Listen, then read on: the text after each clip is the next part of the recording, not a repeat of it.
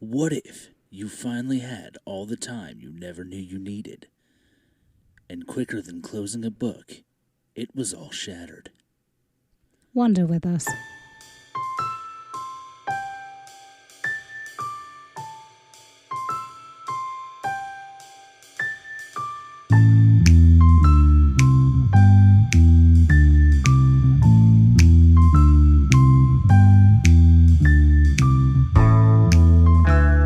I'm Bethany, I'm still Konr. and this is Wonder with Us. You may have noticed it's a podcast. We're talking about the Twilight Zone. Episode 8. Episode 8. Episode 8, titled Time Enough at Last. Indeed. Do you want some info on this? I know I'm supposed to yes and, but I don't need info on it. It's one of my favorite episodes. Well, yeah. I've got a lot of favorite episodes, I've realized. Of the 8, it is also another one of mine, to be sure. It is a phenomenal episode. But, for those who may not know, I'll give you some info. It originally aired November 20th, 1959. Old as hell. Yes, as most of the series is. This one, actually, though, wasn't written by the brain daddy Rod Serling. It was based on a short story by a lady named Lynn Venable of the same title, and then converted into teleplay written for television by the brain daddy. It was directed by John Bram, and the music is credited to Leith Stevens. Not a Bernard. What's Herman? his face this time? Herman. No, That's the one. Not a Bernard Herman, no. Different dude, different time. Damn shame. So the lovable Henry Bemis was... I gotta stop you there. There ain't nothing lovable about Henry Bemis. I enjoyed his character. I found him lovable. He's just a dude who wants to read. He's a twat. All right. He was... 4 reasons that will come to light later. And I'm sure I'll be enlightened. You watched the episode, you know it. I just meant as far as your opinion, your take on Mr. Bemis goes. Well, I do have an opinion on almost everything. Can I just give you the actor's name? Can we do that? Yeah, we can do that. Who plays Bemis? Bemis is played by Burgess Meredith. That's a hell of a name. Right? Yeah. Also, dude has a rap sheet of, his filmography. So many titles long. He was active from 1929 to 1996. And he died in 97. That's almost 7 decades worth of film. That's too much work. I know. So, yeah, it's pretty interesting. I was reading a little bit about his life, but we can get into that, or I can do it now. It's up to you. See, we didn't talk about this. I didn't plan for things. But there's always things. I'll give you the long and short. All right, give me the abridged version. You got it. So he was born in 1907, and he died in 1997. Is that the abridged version? That's the beginning. Oh, sorry. Started in theater, so he was a stage actor in New York City. He was known among the theater crowd as a very influential actor and director. As I mentioned, he was active in film for 70-plus years. That's a hell of a lifetime. Fun fact, he was blacklisted. He was on the Hollywood blacklist. That is fun. In the late 40s, as a result of the House Committee of Un-American Activities. They did an investigation and blacklisted him. Was he a terrorist? No, but he was playing in some, military-esque films of the time. They didn't like that. So they're like, he's an actor. We're going to disregard the fact that this is his job and look at him as a person. He was also a captain in the Army from, 42 to 45. Yeah. I didn't get much information on his military career, but in either case, fun fact, he was blacklisted. He was actually out of film, wasn't seen in films for over a decade prior to that, or post that. Also, another fun fact. Impressive blacklist. Right? Another fun fact, he was also active lead role in 4 other Twilight Zone episodes. As Henry Bemis? No, different characters, different episodes. But he made a reoccurring appearance in many of those. Just get a quick sip. Disgusting. Folgers. Best part of waking up. And then real quick, super quick. The character that played his wife, Helen Bemis, was Jacqueline DeWitt. I didn't have a lot of info on her, other than she, much like Mr. Henry Bemis, also has a mile-long filmography. Like, I didn't even count them. So many. But her most notable role in all of that list was this character as Helen Bemis. Well, I don't reckon it's easy to go from this character into any other role, as we are going to get to Helen Bemis, the character, and much like the Umbridges and Trunchables of the world, she will always be Mrs. Bemis to me. Yeah. And no matter what else I see her in, she's an Umbridge. She will always be an Umbridge. And then finally, I don't know if he was listed in the cast notes, but Henry Bemis's bank manager, I think they have him listed as Carsville, was Von Taylor. And just chock-a-block full of damn good names, this one. I know. That was one thing I noticed is the cast list is very short, at least on the sites that I looked at. It was like 3 people. Is traditional for the Twilight Zone. Right. But they all have very interesting names. Burgess, Jacqueline, Vaughn. I don't know. It's cool. Well, Jacqueline's boring, but... Didn't get a whole lot on Vaughn, other than he was active from 1933 to 1976. He also was... A short film career. Yeah. Comparatively speaking, yes. He was also the bank manager in the 1960 Hitchcock film Psycho, which is why I was sitting through the episode. So he just played 2 bank managers, and that was his career. As far as I can tell, most of his filmography consisted of a lot of managerial type positions, often uncredited.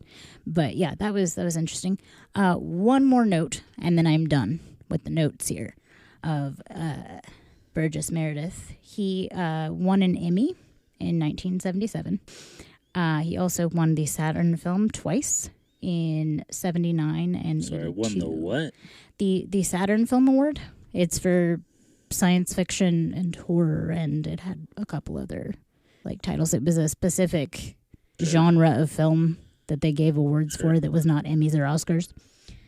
He was also... if it ain't an Emmy, don't fucking waste my time.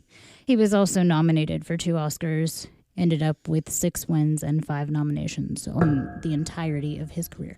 I'm going to stop hitting that thing now. You should really stop hitting that thing now.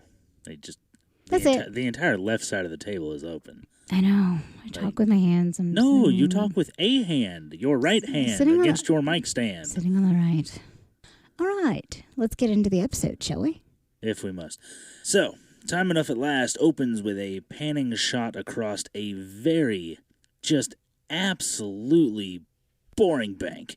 Pans across left to right from the front door all the way to the back door, eventually coming around to land on one Mr. Henry Bemis, who is both counting out change for a customer as well as reading a book under the table. On his lap. It's fairly unimpressive, as he's doing a piss poor job of hiding it. He's counting out the money for this woman, giving her a change, and then at some point stops... Sorry, there's hair on my microphone. It's not mine. Nope, it's Callie's. And stops handing her change, I guess finishes handing her change, to ask her if she has ever read David Copperfield. Goes into great detail about characters from David Copperfield just before she informs him that once again, this is not the first time, he has shortchanged her. Gave her $24 change instead of $25. He backpedals in an attempt to cover himself on that before just handing her an additional $1 and then going back to talk more about David Copperfield, which she is not at all interested in. She walks away while he's looking at the book. He looks up to find that she's gone and decides that means it's time to take a break. Next window, please. Yeah. He's then approached by his boss. Now, this particular series of shots caught my attention, not because what follows immediately is interesting at all, because it's not, but the shot that follows this. So his boss walks up behind him, gets his attention, asks to speak with him in his office, because clearly Henry has muffed it yet again. Was it the shadow of the boss coming over the book page? Is that something that caught your attention? That did not catch my attention. It was slight foreshadowing because, like, he's... Damn it. I'm holding my chair now and not moving my hands. Let's see if All I right, can do I need to continue pause this. and move your mic stand to the other side? No, it's fine. Because we can do that. It's all right. All right, I'm going to pause. Listen to this commercial or something.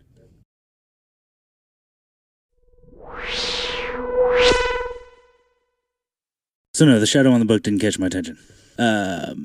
His boss comes around, gets his attention, tells him he wants to meet him in his boss's office to discuss something. I think we can all guess what it is. Now, the shot that follows, I can only assume was planned the way it was specifically so that Rod had enough time to get his opening monologue out of the way. Because in this shot, the teller desks are lined up. So you have the door that comes into the bank. To the left and to the right are teller desks, running the length of the walls. On the back wall is a single door, presumably Boss Man's office. Now, Mr. Bemis is at the far desk on the right from the front door, closest to the door in the back. Okay. The closest to the bank manager's door. What is seemingly, at this point, the bank manager's door. Henry Bemis and his boss leave Bemis's window, go towards the front door, walk the length of the building, hook a right, go through a swingy gate that allows them entrance into the customer lobby, across in front of the front door, through another double swinging gate. They hook a right at the back wall, walk behind the left-hand teller counter, the length of the building, hook a right at the end of that, go through another double swinging door that lets them out at the door that they were previously 8 feet from. I didn't catch that. But that makes sense, I mean. The only thing I can think is that they did this specifically. Either it was entirely so Brain Daddy could get his monologue out of the way. Sure. Or maybe it was supposed to be symbolism of the daily grind. Yeah, the monotony that is. The monotony of walking the longest wheel. way around to get to the same location. Right. And taking your time because you've got nothing but time in the workday. Or at least Henry does. Not that I would know anything about that. I'm a very productive member of society. Thank you very much. It was interesting to me, the whole book on the lap thing. So I was having flashbacks of the entirety of my high school career, because that was essentially me. Right, but you weren't being paid to deal with people. Right. You were doing what we all did, which was looked for distractions from the boredom. Yeah. We just found our distractions in greatly different areas. So that shot happens. He goes and talks to Boss Man. He gets to the back. The boss essentially tells him, you're bad at your job. You read too much. And you're a bad human because you read too much. I think he called him an unproductive member of society. You are neither an efficient bank teller nor a proficient employee. You are a reader. And he uses the word reader the way that I might say dog shit. Right. So if I happen to notice that I stepped in a landmine, I might from now on say, son of a reader. He says it with the utmost disdain in his voice. The disgust is evident. Yes. You, sir, are a reader. At this point, Henry Bemis lets his boss know that the reason he is always reading at work and going down to the vault, which is apparently okay, to read on his lunch break, is that his wife won't let him read at home. Tries to open a newspaper, she yanks it out of his hand, she hides the magazines. At this point, won't even let him use the ketchup because she caught him trying to read the label. He just wants to read. Something wrong with the level in which he wants to read, but he just wants to read something. Bordering on, like, almost obsessive compulsive. Yes. And it might just be that he's trying to get his money out of his glasses, because the man is wearing glasses that are made of the bottom of Coke bottles. They are 6 inches thick, and I feel genuinely bad for what's-his-face, the guy who played Henry Bemis. Burgess Meredith. That guy, because if he doesn't need glasses, he filmed this entire episode dog shit blind. Just blind as a bat without the ability to hear himself screaming. Blind as an old reader. I'm going to assume that means something. People reading by candlelight would ruin their eyes. Old readers' eyes. Forget it. It's fine. This is a good talk. We should have it again sometime. His boss informs him that Henry's wife, if this is the case, is a very intelligent woman, and tells Henry to go get back to work, or rather to get back in his cage. Yeah, that caught my attention. Well done, boss man. Nailing it. Return to your cage. Now, Henry, in true Henry fashion, even attempts to pick up a magazine on his way out of his boss's office, who clears his throat super dramatically, gets Henry's attention. He starts on his way out the door. End scene. Next scene. Interior. House. Living room. Chair. Nighttime. Chair. Nighttime should have come earlier, but I forgot it. That's fine. Henry Bemis is sitting in what appears to be an incredibly uncomfortable reclining chair. A stuffy chair. Very stuffy. And he is getting himself a little post-work break, reading himself a newspaper. Newsprint. What I would give to just get home and read the newspaper. I would give nothing because I don't want to know the news. I was going to say, we could get a subscription if you'd like. I don't need a subscription. I get it from Jimmy's. All right. So Henry's reading. When what do we hear from the bowels of hell, the deepest depths of Tartarus? The introduction of Mrs. Bemis. Oh, dear God, kill it with fire. What we hear is a screech, something akin to, I imagine, the harpies of Hades. Just a screech that would make my dog poo. Mm-hmm. Our dog did get her. It got her she attention. Didn't poo. She did not poo, but the ears came up, the head cocked to the side. She did not appreciate the noise that Mrs. Bemis made. Mm-hmm. Nor did Konr. Nor did Bethany, for that matter. Our introduction to Mrs. Bemis, whose first name is Helen. Mm-hmm. Is her screaming Henry's name, again, from the bowels of hell. Would you like me to try to imitate it? I don't. I don't want you to try to imitate because I don't want to have to edit that shit later. Yeah, but to give our listeners just... They can watch the episode. Just a taste. They don't need a taste. I don't need a taste. They might need a taste. I don't need a taste. Fair enough. I don't think I could do it anyway. I can't reach that pitch. It's not. It's rough. Yeah. Opera singers would be proud. She screams Henry twice. Mumbles some other words, and by mumbles I mean screams slightly less loud than before. Mm-hmm. Walking into the room. Before that, he very resignedly goes, "I'm in the living room, dear." Yes, he's very polite to his wife, far more polite than she deserves. She walks into the living room, and without another word to Henry, rips the newspaper from his hands. Turns out he wasn't lying to his boss. His wife's a bitch. Asks him if he wants some coffee. He says, "No, thank you, dear, I'm fine." She gets mad because he didn't tell her that. Instead, he scurried off to the living room to bury himself in newsprint. She is such a lovely woman. There's a brief joke made about husbands or single husband. Oh. Helen says that she won't have one of her husbands sacrificing the art of conversation for print. For being a reader. His response being to giggle and say, well... How many husbands do you have? You've only got the one, just me. To which she replies in a very loving manner, don't rub it in. Lovely woman. God, she's a peach. Mm-hmm. Also, can I... Fucking pre-umbrage. Can I make a point of contrast really quick? If you must. So the contrast being the difference with episode 6, Escape Clause, and that husband and wife dynamic. It's the exact opposite. It's polar opposite, which is funny because this one being written by a woman, you'd think, okay, yeah, sure, maybe for the time she'd try to go for like a strong female lead, hence the overbearing Helen. But I mean, she got herself a strong female character.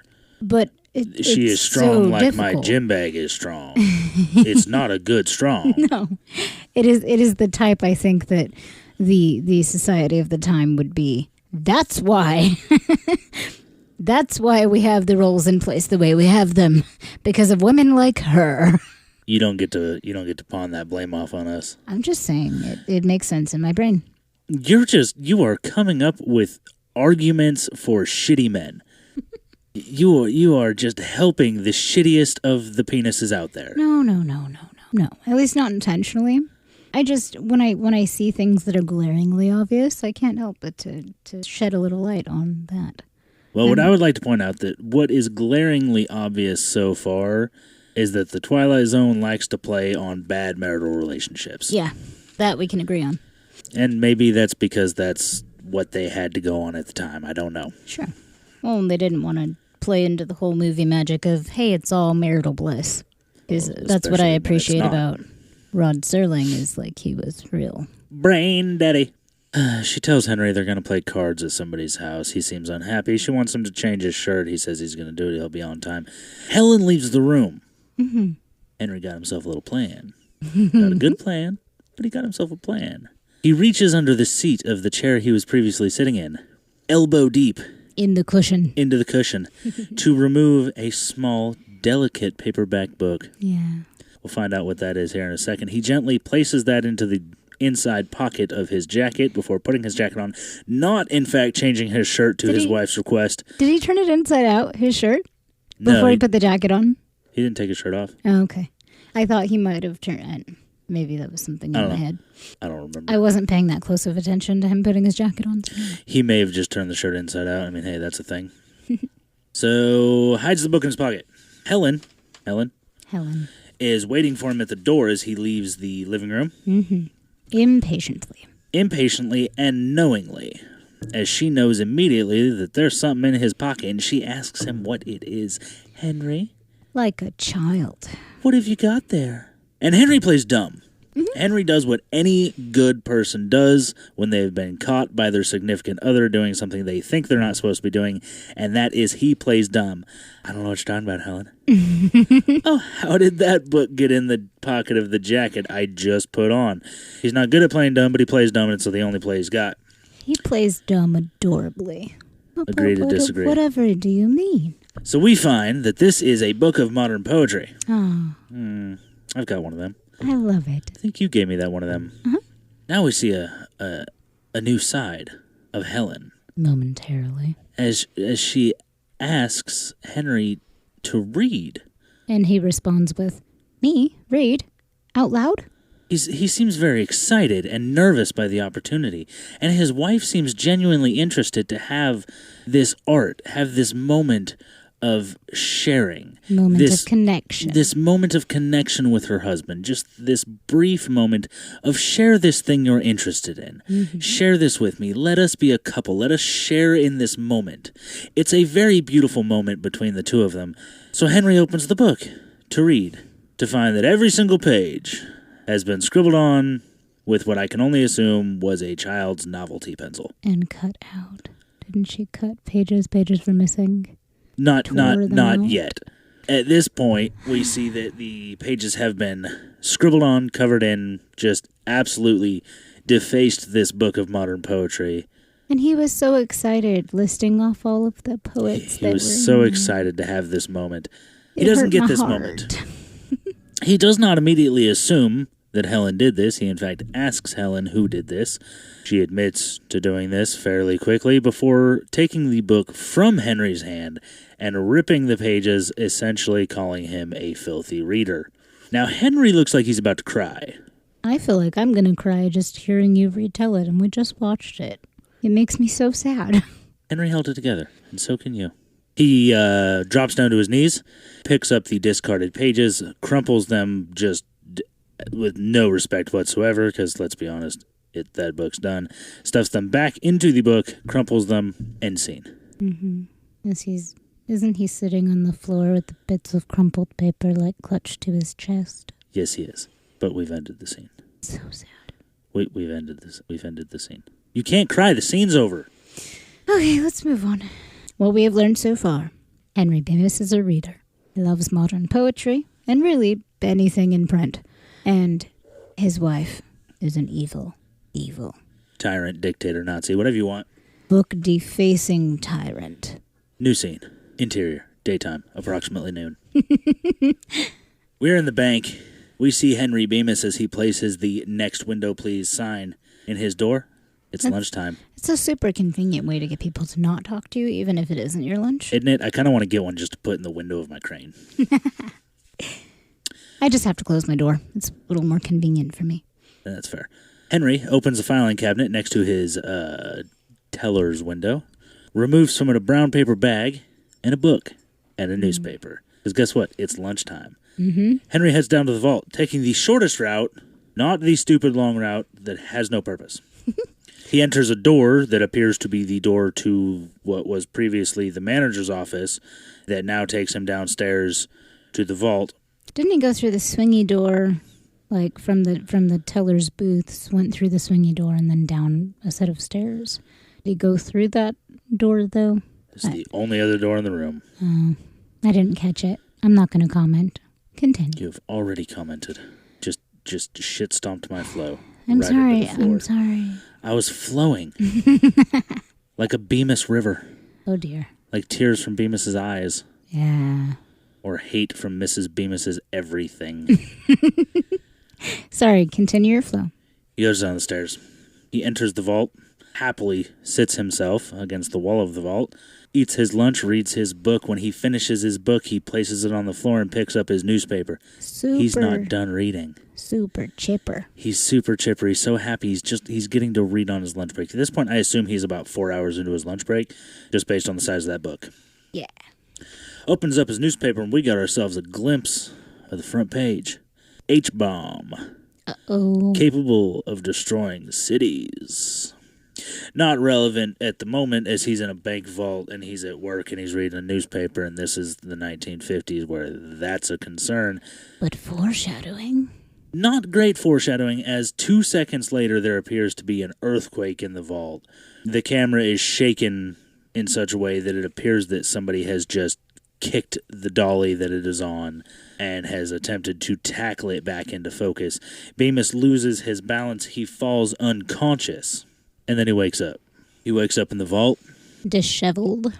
Glasses hanging down on his nose. And this is what I thought was our first real moment of development for the later bits of the episode. Sure. In that Henry Bemis wakes up, his glasses down around his nose, does not bother to put them back on his eyes, but rather blindly shambles his way to the vault door, which is now closed. Luckily, he is able to just push it open because it's not a very good vault door. But in this moment, we get to see how blind Henry is without his glasses on. Mm-hmm.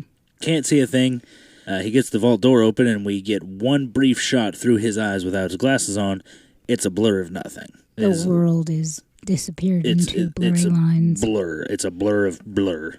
Henry puts his glasses back on to find that he is standing in a vault. The doorway, just in front of him, the ruins of a building. Mm. Luckily for Henry, the stairs are still in perfectly good shape, so he takes them upstairs. Exits the stairs somewhere later on to find himself in his boss's office, is briefly startled by a tape recorder, a memo-taking device of some sort with his boss's voice beginning to play, glances over the desk that has been overturned to see the arm of his dead boss holding a microphone, and he was clearly taking notes in. Bemis appears like he's going to puke and rushes out, shambles out, stumbles out, damn near falls out of the Shambles is good. Shambles Gets outside, see that the outside world is rubble, as far as the eye can see. What follows is a montage. Yeah. A very brief montage of Henry Bemis stumbling through the same backdrop. The wasteland that over and over and over again. It's a good way to keep the budget tight, I suppose. Well, and I suppose when you're in a studio and you need the world to look like it's outside, with what you got, and what they had was two backdrops that they interchanged occasionally. And it could have been showing that he was walking in circles. Well, the narration that takes place during this montage does specify that he spends 8 hours approximately walking around before he makes it to his house. When he makes it to his house, what he finds is a hole. He yells for Helen to find out where she is, cannot find her, looks very sad. Now, 8 hours into being the last man on Earth, seemingly, he begins discussing with himself the idea of killing himself because he doesn't know if he wants to be alive. Being the only man left. We get a moment where he finds a table and chair and some shelves from what apparently used to be a store, and claims that he has food for years and years, more food than he'll ever need. Based on what I could see, he had like 4 days worth of soup. A couple cans of beans, maybe some stale crackers. And was wasting crackers just willy-nilly because he had all the food he's ever going to need. Bemis is not a smart man. He's a dreamer, he's a reader. Yeah, lovable guy. Next thing we see, he has found himself a couch. It appears to still be the middle of the day, but he's going to take a nap. Sure. And nobody else is alive. Why not take a nap? Why not doze for a bit? He is at this point smoking for the first time in the episode. It's our first cigarette of the episode. It's damn near halfway through the episode. It's probably a Twilight Zone record. Henry flicks some dirt off of the couch, the torn up bomb-ridden, decimated couch. Can't have it be dusty, though. That won't do anybody any good. And lays down on the couch to discuss how much he doesn't like how his new life is going, how lonely he is, how bored he is, and how he doesn't want to read the same half of a newspaper over and over and over again for the rest of the time. Falls asleep with a lit cigarette in his hand, which falls out of his hand onto the dirt floor. I mean, I can't blame him for that, though. For not wanting to read the same thing over and over. Can't blame him for that, but you've been alone in this world for 8 hours, son. Yeah. Find something to do. Figure it out. Find something. Falls asleep with a lit cigarette, drops that on the floor, and is asleep in all of about 2 seconds. Jealous. Exceptionally. What I would give to fall asleep that quickly. Now Henry wakes up to find a car parked 4 feet from the couch he just went to sleep on. Very excited to find this car, hops in through the passenger door, hits the horn a couple of times for no reason, then tries to start the car. It does not start. Go figure, the H-pump screwed up the car.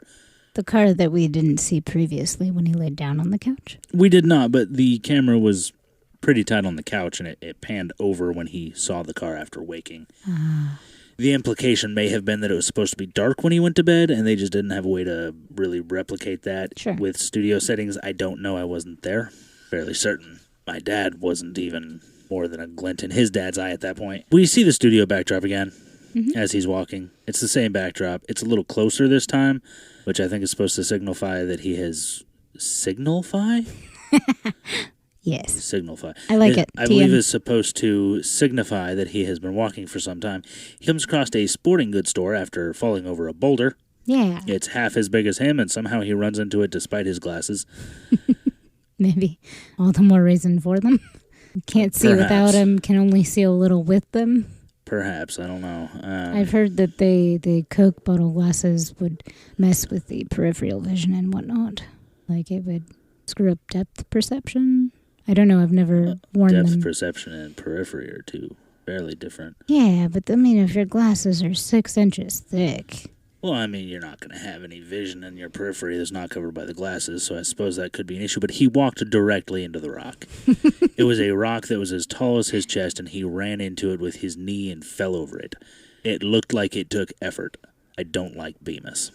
But he finds a sporting goods store, and while looking at a rifle, knocks over a rack of handguns, decides to pick one up that's already loaded in the case, Go 50s, and begins discussing the loneliness and boredom and the fact that he's pretty sure he'll be forgiven for killing himself because, well, look at the world. He holds the gun as if he's never touched a gun in his life. Despite being a veteran of the United States Army. Yeah, which is phenomenal acting. Fairly impressive. Like, which says something about his acting because the rest of his acting seems super shit. Also intentional. Maybe. I mean, maybe he's just a shit actor that couldn't remember how to hold a gun. But he started on the stage acting. Well, that trip over the rock certainly looked like a stage fall. Yeah, it makes sense. Holds the gun like he's never touched a gun, decides he's going to kill himself, puts the barrel of the gun to his head, and then looks up, and like a light coming down from the heavens. The choir singing. The choir is going off in both ears, just a little bit sharp in the right. He is saved. Public library. At least that's what's on the pillar that has fallen over and is sitting sideways 8 feet in front of Bemis where he was just planning on killing himself. He really needs to look at his surroundings. He runs up the stairs of this public library. Huge set of stairs. This appears to have at one point been a ginormous library. Starts screaming about the completed works of several different authors that he recognizes. Knocking books off of shelves and stepping on them in a total show of disrespect for literature. Mm-hmm. Although maybe it's just the excitement. Well, I mean, he's proven to not, pay attention to his surroundings. So he's just completely overwhelmed and overjoyed by what he has found that he's not paying attention to stepping on. And what he has found is hundreds and hundreds of giant books that look incredibly dull. But he then sets out stacks, month by month. Mm-hmm. January, February, March, April, May, June. And he goes through the fucking year before deciding to just go next year, the year after that, the year after that, the year after that.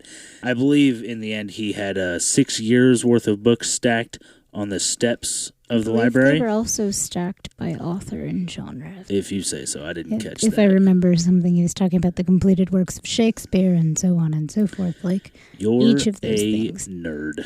I know. But you love me. It's fine. We'll be right back after this commercial break. Wife? Love you. Now we get to the most beautiful part of the story. Bemis sits down at the end of his stack of 6 years' worth of reading. And by beautiful, I think you mean heartbreaking. No, I mean beautiful. Like, even more so than the dialogue with him and his wife in the poetry. No. I mean beautiful. Like, heart-wrenching. Beautiful like the Mona Lisa. Devastating. Beautiful like any of the works of Michelangelo. Heart-wrenching. Beautiful like Keira Knightley with a shaved head. Beautiful, I say. Sits down, picks up the first book that he is planning to read in this newfound future of his. We don't get a title. We don't get any information on this book, but God, is he happy to have it. It's a fairly small book, comparatively speaking, but it's the first one he's going to read. So he sits down, glances at it, sees the clock sitting in front of him. I did notice the clock. Hugs the clock, essentially, while discussing with himself yet again, perhaps the clock. I don't know who he's talking to. Could be talking to the books. That finally he has time. All the time he needs, all the time he wants, he has time enough at last. Hence the title. Goddamn brain daddy. I look for those moments where the title appears. I can't say for certain, but I'm fairly confident in saying that it's probably every episode. I don't know that for sure, though. We should start keeping track of that, maybe. I'm not going to remember to do that. It's because I was curious. I'm going to do that. Bemis, after going through this nice monologue with himself about how there is time enough at last, bends down to pick up the book that he just unceremoniously dropped down 2 steps so that he could hug a clock. In his feverish monologue. As he bends down, he slips on nothing. No. 2 feet on the step, ass on the step, somehow manages to slip down a step, and what should happen, what should fall, what should break, but the man's Coke bottles themselves. No. They fall, landing right next to the book and shattering like the cheesy, cheap glass. There is no reason those fucking glasses should have broke. Yeah. Those glasses were the thickness of 4 windshields with no weight to the frames. But There's no reason they should have broken, fallen 6 inches to a concrete step. I have dropped my glasses off of a 10-foot catwalk onto a concrete floor, and they came up just missing a lens. Yeah, but I found that lens when I slipped on it. To keep the story moving, they had to break. I can't keep the story moving. No. I have to bitch about this. There's no reason for them to have broke. No, saying these were either actually made of old cut-up Coke bottles or they were planned to break, and Bemis fool us all. No, you misunderstood me. I'm saying, in order to get the point across, what is the worst possible thing that could happen to a dude whose entire world has just been literally destroyed? He could have shot himself in front of a library. He finds himself salvation in finding tons and tons of books and all the time in the world that he needs, as emphasized by a clock placed in the scene, in the shot. What is the worst possible thing that could happen? Dude needs glasses to see. We've already seen as the viewer that he is blind. He needs his glasses to see and to read. No. He doesn't have access to penicillin. No. He's also the only man alive as far as we know. Doesn't mean he can't get the clap. Maybe he got the clap from the couch. I don't know. The worst possible thing that could happen is the man's glasses break, so he has all the time in the world, all the books he could possibly want, and his glasses break. Mona Lisa. It's horrible. It is beautiful. I was just sitting there like, this is... What? No! And then he, of course, picks up the broken glasses. It's not fair. And I'm agreeing with him at this, like, no, that sucks. Like, that is terrible. It doesn't suck. It's beautiful irony. It's art. Absolutely perfect. It's the only way that could have ended for Bemis. The best part in my head, as from a story standpoint, yes, I agree, to be in the situation would suck. Yeah. With that said, not only can he no longer read, he is so blind he can't find his way back to the gun cabinet to end it. He is just fucking stuck. He is going to be eating the words of William Shakespeare to survive and wiping his ass with T.S. Eliot. No. No. You would go there. You would have to go there, and that hurt my heart. a lot. I'm just saying, it's terrible. And, like, it's a devastating ending that made me super happy I wasn't him. But all the same, like, man just wanted to read. He just wanted to have time. He just wanted to have time to read. And he had all the time and all the books and then lost his sight. And yeah, of course, he can't go to a cabinet and end it because he can't even see. If he's tripping over boulders with the glasses. Mad-Eye Moody said it best. By that, I mean the imposter Moody, who was not Moody, said, constant vigilance. He had been paying attention. Yep, I just smacked the shit out the table. It's got 2 microphones clamped to it. It's fine. I needed the emphasis. Constant vigilance. If he had been paying attention, he never would have dropped the glasses. He wouldn't have been in the situation to be living a perfectly happy life all by himself with a library full of knowledge and old dead friends. And enough crackers to last him forever. He wouldn't poop ever again. But other than that, he'd be happy. And old soup. And old soup. I would like to introduce a new segment. And by segment, I mean just a weird little thing that we might be able to do on occasion. All right. I'm going to let you start, because you seem to have some emotional reaction to this. So yes. I'm going to ask you a very specific question in regards to the episode. Okay. What did this episode of The Twilight Zone teach you? Go. I like this question. To not take anything for granted. To not have your head in the clouds all the time. Otherwise, you will trip on boulders that you should otherwise see. You will drop your glasses when the world ends and you're surrounded by books and nothing but time. Be aware and be grateful for what you have. I found it motivational. If you're unhappy in your situation, make changes to make moves to change your situation. In that, he could have done that. He could have walked out of his job, found other employment, packed his I'm imagining tiny suitcase full of nothing but books and maybe a pair of underwear, and left his wife and moved out and got himself a tiny apartment where, I don't know, he could have gotten a job from home. I don't know what it was like in the 50s or whether they could work from home or not. But yeah, I found it motivational. What about you? Quit your job, leave your wife. Thanks for wandering with us. I'm Bethany. I'm still Konr. And thanks for wandering with us. I already said that. It's my line. See you next time.